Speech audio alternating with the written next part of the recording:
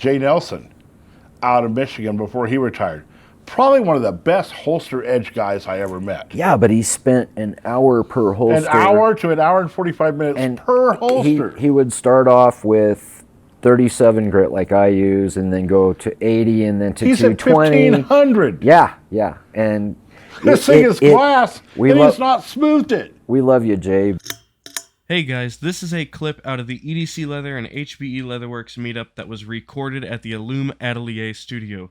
Make sure to check out Illume and the previous videos we did from this meetup in the description below.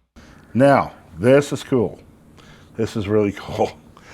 This is a new old stock Macmillan from the 50s. It says number 1 on it, but the production it's obviously not a 1. Holy hell. It was new old stock, never been used, but the production capabilities back in the 50s, they didn't hold it as tight. It cuts like a number 2, so he used it on 16-ounce leather today. Wow. But take a look at Sarah Hagel, of Hagel's Cowboy Gear up in Sheridan, sent that to us. And that thing will cut time. It maybe started off as a 1, but that's probably a 6 now. It cuts as a number 2.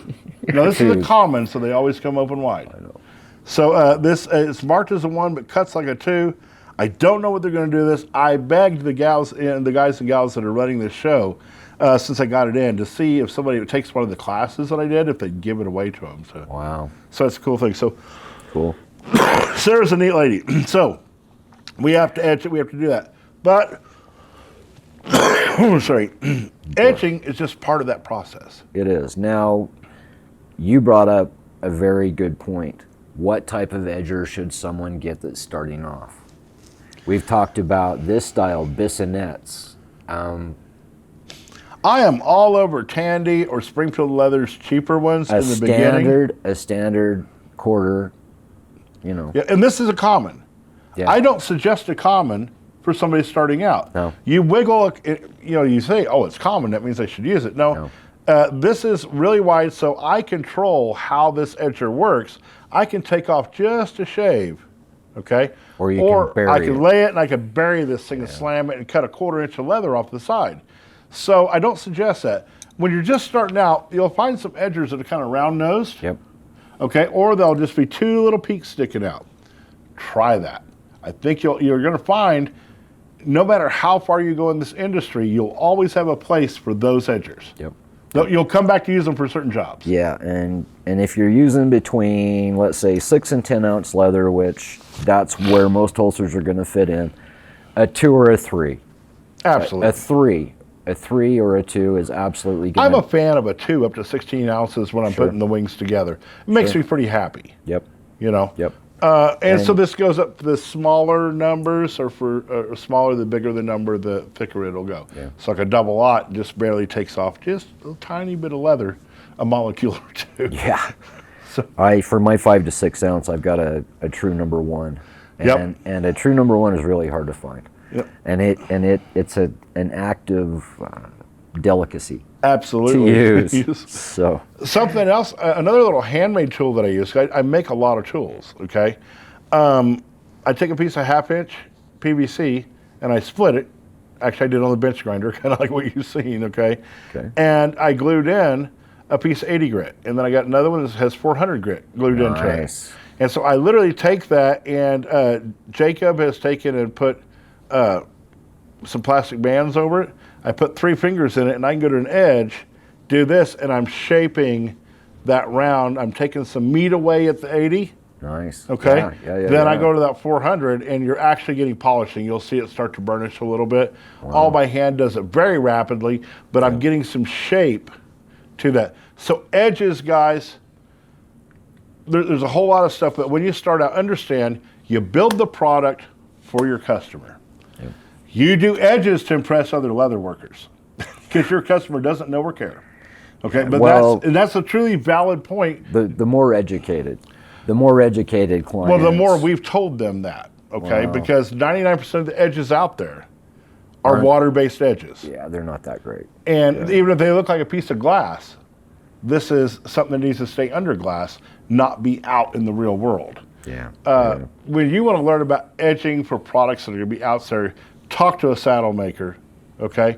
And, okay, not a saddle assembler, a saddle maker, Okay. Yeah, one of the old school Or boys. get a hold of some else, talk to harness makers, rain makers, harness makers. These, and this is where I started my life, was products are designed to be out in the environment. And we need to, not only do we try to address the edge, but we need to make something that's going to help our product survive the environment. Help last, yeah. And this is why you see we drive wax. I do what's called a driven wax edge. I believe we're one of the only holster companies in the country that do this, in which we literally, we melt a wax designed for veg tan leather. And we melt it and drive it into the leather. And then we polish that. Very cool. Very cool.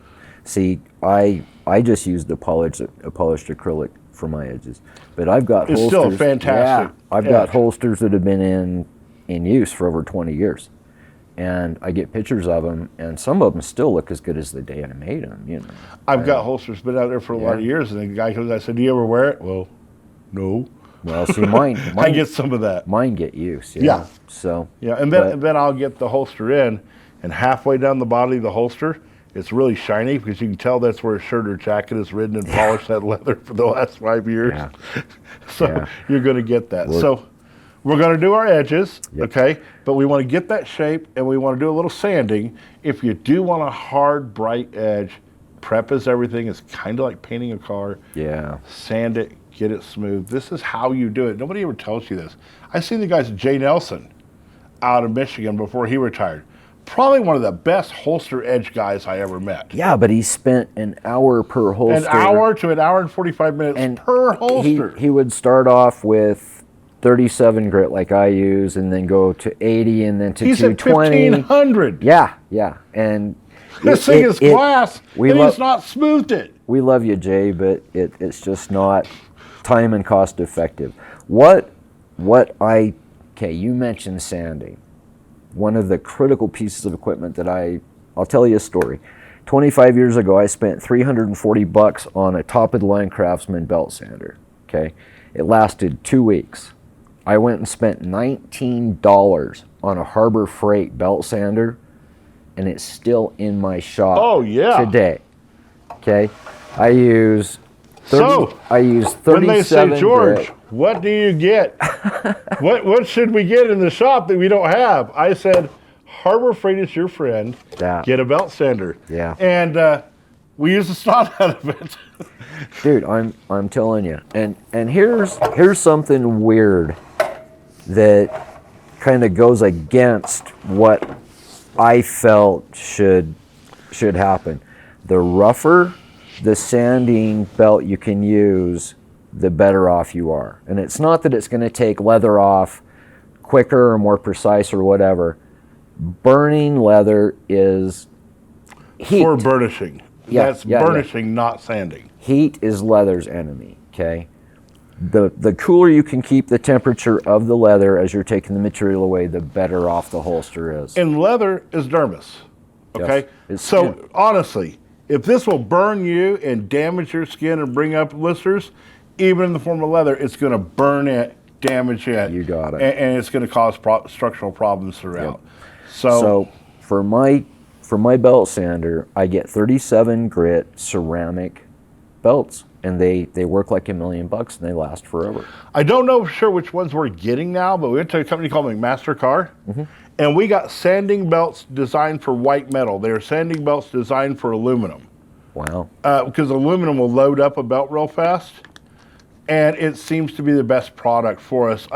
A maker out of Houston, Andrew Callis, was a machinist, and he told me to do that, and we've got several things along for that white metal now. And they seem to work. They clean out really good, and then we use the big square gum eraser type deals that clean the belt. Sure. And since I replaced the belts with that, we don't do anything more. Now we do take and we split both of our belt grinders.